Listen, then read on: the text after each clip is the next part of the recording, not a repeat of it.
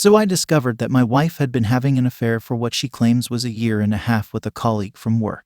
She accidentally left out her spiral notebook planner for work on our desk, and inside it at the very front were printouts of email exchanges that had deep and intense proclamations of love for each other, with a handwritten note from her stating, "Remember these. I still feel exactly the same way." She even went so far as to state that she wishes they were married. The exchanges were dated 6 months ago, 9 to be exact, and the printer date was marked 2 months ago. She has known the guy for 5 years while working in law enforcement. He's a cop, and they were sharing their marital issues with each other, which she says she did to try to help us. When I confronted her about it, she was shocked, extremely apologetic, and pleading with me that she ended it 2 months ago. That she changed her mind about giving him the emails with the personal message because she wanted to work on us. I asked her for details: how long, how often did they have sex, etc., and this is where things get really vague with her. She claims that it was just a stupid emotional thing over emails, texts, and phone conversations, and that they had kissed only once in a parking lot. A kiss that is referred to as our first kiss. I called BS on all of it, but she absolutely will not budge, and her explanation becomes even more vague, saying that she was just being so stupid. How in the hell do you tell someone that you've never loved anyone like you do them with only a single instance of physical contact over a year? She apologizes over and over and says she hates that she hurt our family. A week has passed. My boss insisted I take the week off. I have friends that have taken me out to cheer me up with fun activities, mostly drinks, dinners, a hike, and even a strip club. I have tried to do a lot of self-care throughout, particularly working out, went out shopping for spiffy clothes, and eating better. It has helped a bit, and I've gone from just uncontrollable crying to rallying with hard, angry music, to now a general depression and just feeling physically sick. What is really hard is still living here in the house for the benefit of our child. Logistically, it just wouldn't make sense for me to move out right away, since I take our kid to childcare, where I work, and she leaves for her job 2 hours before mine at 5 a.m. He's our number one priority, but I'm putting myself right after him. My wife has gone from uncontrollable crying in front of him to now just acting normal and extremely affectionate with me, to the point that I don't have a chance to really pull back. So I just stand there motionless as she clings to me in a hug and kisses me. Tonight when she did this, she told me we still need to do this, even if just pretending, so we can get better. She keeps asking me numerous times a day if I'm okay, and that she believes in us, that we can get through this. She's even tried to put a positive spin by saying that this is the first time in a long time that we've been able to have a real conversation without it escalating to screaming. Maybe this is what we needed, she says. I tell her that I'm trying not to express my anger, but really it's just because I'm so consumed with sadness. Granted, we have had problems that certainly I contributed to. She's a strong-headed woman and never one to apologize easily for anything. Whenever I'd raise a concern about how she'd treat me in a specific instance, as she can be a fierce woman, she would turn it around on me that I think she's so awful all the time. I would try to reassure her that I'm just talking about this specific thing, asking her to please work on it. But there was just no listening to what I was actually trying to say. Part of her explanation for the affair was, I'm absolutely not trying to shift blame or excuse it away, but it was just nice to talk to some who didn't think I was this awful person. My issue with us was my escalation. My anger would rise out of frustration, and I would flood emotionally during arguments. There were times when I said hurtful things, like telling her that many of our friends had expressed to me that she was often berating.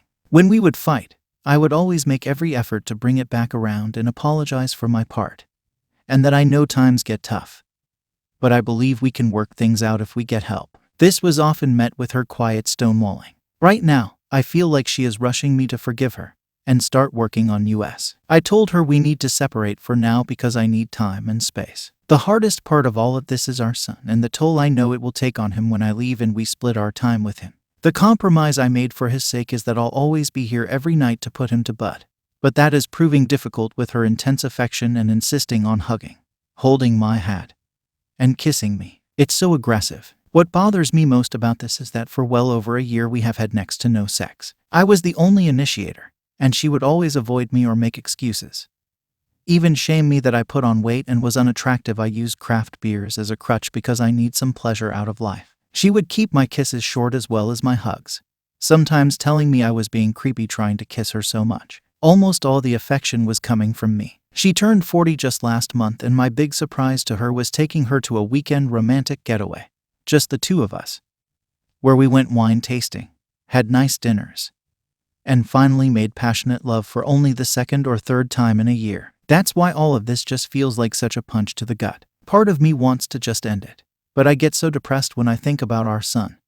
The 19 years we've spent together, having to start over at 41 years old, selling our house, the extremely expensive housing market here in Southern California. And yet I'm not that angry at her, just devastated and intensely sad. I feel so utterly broken. More and more I feel like ending this. But at the very least we need a long separation that will be costly because I'll have to rent a place. And I'm even feeling guilty about doing this to her. I don't know what to do. I'm at a total loss. I did immediately go see a therapist who was excellent. I hate that she's put me in this spot of having to choose me or our family. Help, please. Any advice will be greatly appreciated. My ex-girlfriend 31 cheated on me 27 male with one of her customers. Now, 7 months later she's asking me to take her back. Uncharacteristically for her, she's begging and crying and showing tons of remorse. Should I consider giving her a chance? I dated my ex-girlfriend for nearly 2 years. I thought we had a good relationship and that we were progressing as a couple. She always told me she loved me and I loved her too, of course. I pretty much thought we were gradually working our way toward getting married. We adopted a puppy together. My career is as a personal trainer and fitness coach, and she is the assistant manager of a Pete's coffee shop. We had a 1-bedroom apartment together in the nice part of the city. Eventually, in a discussion that shocked me, my ex-girlfriend told me that she was in love with someone else and would be moving out. Apparently one of the regulars at her coffee shop is a somewhat well-known but still C-list actor, and she had been seeing him behind my back. I was totally blindsided by this. I thought it was totally unfair of her to throw our 2-year relationship away like that. However, I'm not a violent guy or one to show much emotion, so I accepted her decision. I was somewhat insulted but didn't say anything over the fact that she chose to tell me this news in a crowded restaurant, as if I would become violent in private. I drew the line at her entitled suggestion that I box up all her stuff and send it to what was supposed to be her new address. She also didn't even mention the dog we have together. All I did was tell her that I would take all of her things out of our closet and all her other stuff and put them in a big pile near the door. I told her that unless she intended to keep paying rent, that she would have to surrender her key on the 1st of the month. She was still on the lease of our apartment and would be for another 4 months, but that didn't matter to her. She never did come back for her things, nor did she return the key. Therefore, the landlord changed the locks at my expense $200 because technically I was reneging on the terms of our lease. Pretty much my ex-girlfriend didn't have many things anyway and just used my stuff, and although it was a struggle financially, I chose to stay in the apartment alone and just pay for it all without her input. Her whole contribution was half of the rent. I pretty much paid for everything else such as groceries, internet, us dining out, etc. When she didn't come back for her clothes and other things after a week had passed, I donated the items to Goodwill. I was pretty bummed, of course, and for a few weeks after our breakup I was very depressed. My employer was really cool and put me on a paid 2 weeks leave when she saw I was sad at work. She also paid for me to see a therapist on the weekends. Eventually I got over it and returned to work better than ever. I was curious to know about what my ex-girlfriend was up to, but I knew it was better than to try and find out.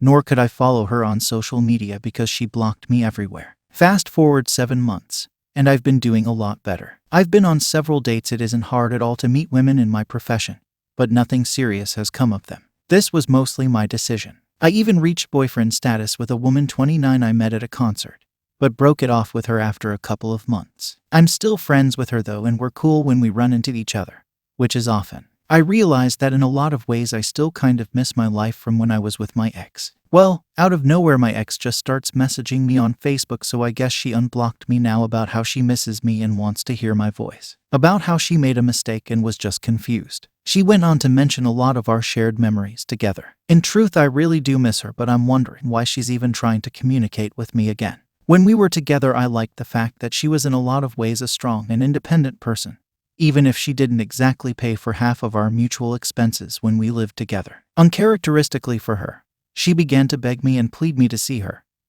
She said she was on her knees asking for another chance, that she'd never mess up again, that she was sorry and that she was a fool, and that she would behave from now on. This all happened last night and I haven't replied to her yet. She sent me a couple more messages today continuing the same theme.